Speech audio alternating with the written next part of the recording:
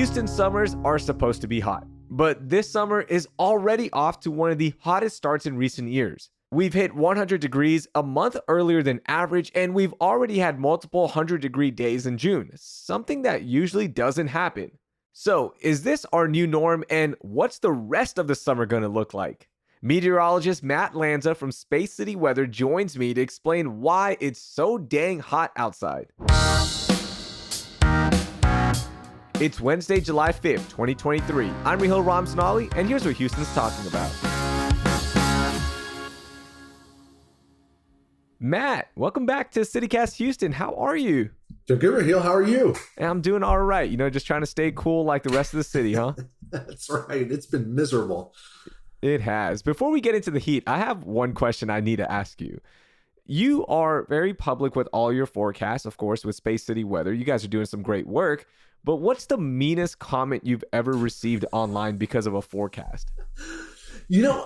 I think it's weird because I built up enough goodwill that I don't get too many mean comments. But usually the one that I get the most is always, oh, it must be nice, to be wrong half the time and still keep your job. And it's just like, yeah, that's the old dig at the meteorologist. But, the reality is, if we were wrong 50% of the time, nobody's going to be listening to us for very long. So yeah, y'all are pretty good about it. So it's all good. Nothing mean there. I like that. Yeah. And you have to have thick skin if you're going to do this because, Sure. All right, so let's get into it. Look, we've already had multiple 100-degree days in Houston, and we've had our first one a month early. So what is going on? Why is it hotter this year? It's been a crazy year, and especially after last year when June was a really hot month too. This year has kind of dwarfed that, though.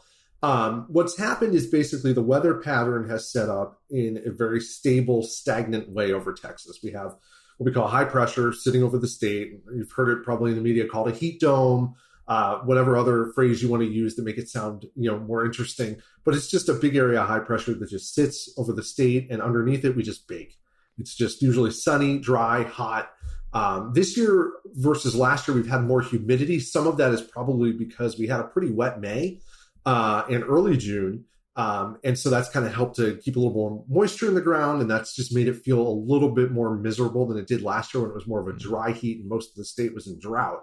And this year has just been a little bit worse than that. We've had excessive heat warnings, which we didn't have any of last year. And just day after day of heat advisories or warnings that have been issued. Unlike really anything I've seen in my time here since 2012. So you can really just thank a stable, stagnant pattern, which is great from a forecasting perspective because it's easy, but not great if you're living under it. So with that heat dome, is this something bigger happening? Is this global warming? Is this just an abnormal year? Is this El Nino? I know I'm throwing a bunch of scenarios out there, but what's the deal with that? The fun answer to that question is it's a little bit of everything. Weather's complex. There's not ever one single reason why something is. And in this case, we had kind of a whole mess of things I think that have come together. Number one, it's usually normal for high pressure to kind of set up and anchor over the southern plains or Texas during the summer months. This is a little earlier than usual. Usually we're talking more about this in August than June, but this year's a little bit earlier. We had more of a spring-like weather pattern in June overall, where we've had more severe weather across the Panhandle, North Texas into the southeast. Usually that's further north into like Kansas, Nebraska, and the Dakotas this time of year. But you can thank El Nino, I think, for that. So that's kind of one thing that's at play too. And you can't ignore climate change. That's part of the whole thing. This was going to happen with or without climate change, but the reality is that maybe it felt a couple degrees hotter. Climate change is just like the icing on top of the cake. The cake's going to be there. It's going to get baked, but the icing just, makes it a little bit more impressive and a little bit more robust than it otherwise would be. Gotcha. And you can actually bake that cake outside on the pavement. Like literally you can bake a cake right now. It's that hot. So, you mentioned it was hot last June as well. And we're coming off a really hot year from 2022 and going into this year. We've talked about it a little bit. Do you think this is the new norm now for Houston in the summer? Yeah, it's kind of strange to see these early June months. I really want to say the last couple of years have been odd. And I don't want to dismiss it entirely, but I really don't think this is necessarily a new normal in terms of June all of a sudden trumping August. I don't even know if this August is going to be hotter than last August was. Last August was actually great. It was a nice month. But I would expect this year to probably be a little bit worse. Things are changing, but overall we should still expect that July and August are going to be our worst months. Every now and then you do get a June that's pretty rough. We've had a few in the past that have been rough in some other past years, so it's not completely uncommon. It's just, I think, having it back-to-back years and having it so intense and uncomfortable, it just kind of adds to it and makes everyone a little more hyper aware. Gotcha. Now, let's talk about the long-term dangers of this heat, right? What can we expect in terms of damage, right? Whether it be droughts, the roads are buckling. We've seen that happen, buildings, fires. What long-term impacts can we see from the heat? Yeah, if this sustains long enough, hopefully we're going into a little bit of a weather pattern now, but, if this can sustain, have another round of heat or something, then we have to start talking about things like drought, which you would not expect to last more than a couple months, but those couple months could be a little rough. With an El Nino in place, we would expect a wetter autumn. So I think that's coming, but we have to get there first, right? So, that's one thing I'll be watching for. Obviously with the heat, it really does become an issue of just day after day layering heat on top of heat. We don't really cool off that much at night anymore. We only get down to about 80 degrees. That really does take a toll on people, especially people that may not have as much air conditioning or have limited options to cool off. It can really start to become more of a health stress after enough time. One day is bad enough, but stringing 3 weeks of it together in a row, I mean, that's just really oppressive and really hard on people. Yeah. So people that are working outside, people that are struggling with air conditioning, you have to just try to take it easy.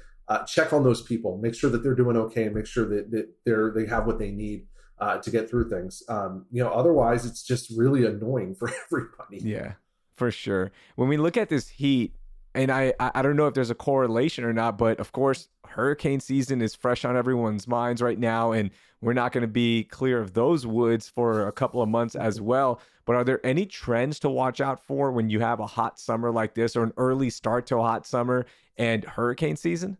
Yeah, so this is actually kind of a weird conundrum. Number one, it does get hot, obviously, when you have this type of weather pattern, and that can heat the water up. So the Gulf of Mexico does tend to get a little bit warmer, particularly if you start to heat up like the southeast that had been spared most of June now starts to be heating up a little bit. So I think some of the northern Gulf water temperatures will be warmer. But when you have high pressure sitting over Texas like this, or heat dome, it actually wards off hurricanes because it almost acts like a block. They'll go to the south or to the east of that area of high pressure. So if that's sitting over Texas, well, then we're in the clear. You don't have to worry about anything. So, but of course, that's assuming that it's going to stay for now until the end of September, which is not really a good assumption to make. But ultimately, I think we're going to be governed less by, this type of stuff and more by wind shear and what the overall tropics look like, which during an El Nino summer should be a little bit more hostile to hurricanes. So we expect a little fewer storms this year than we've seen in the last couple of years, hopefully.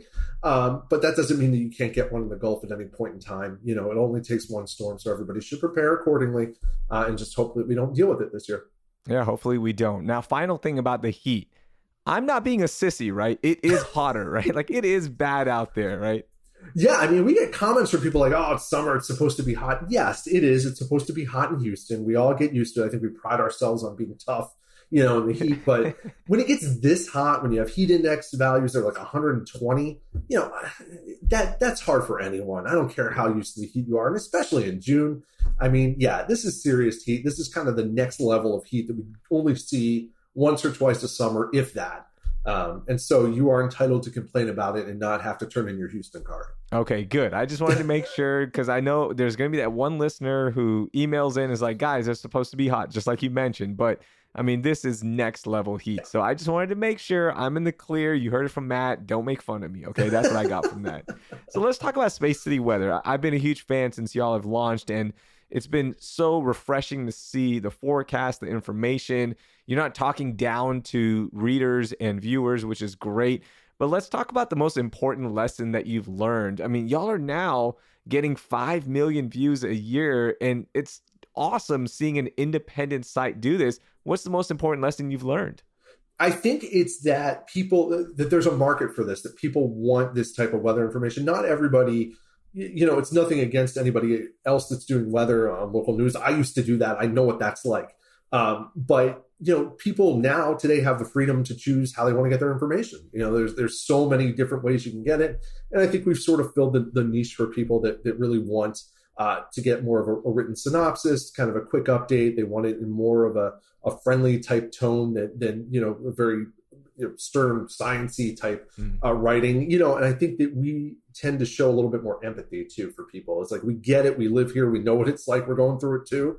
So we can relate to people, and I think people really do appreciate that. They appreciate having people talk to them honestly, make sure we tell them everything we know, and do it in a way that makes them feel like they're just having a conversation with us, and that's what works. Yeah, it absolutely does. Matt, thank you so much for joining us. Really appreciate it. I know it's been hot and crazy, but here's to cooler days, my friend. Amen to that, Raheel. Thanks for having me. That was Matt Lanza. You can read his work and hype-free forecast at spacecityweather.com. Before we go, there's one less cool thing to do to fight all of this heat, because the Galleria ice skating rink is closed for a much-needed update. For the first time since opening in 1970, the rink is going to get a technology update on the system that keeps the ice, really cold, so it can be more energy efficient for the almost 700,000 skaters who grace the Galleria ice annually. The renovation should be complete in the upcoming week or so. Hey, do you have a story idea for us? Shoot us a text or email with the info in our show notes. We love hearing from you, so please don't be shy. That will do it for today. Thank you for listening, and I hope you learned something new.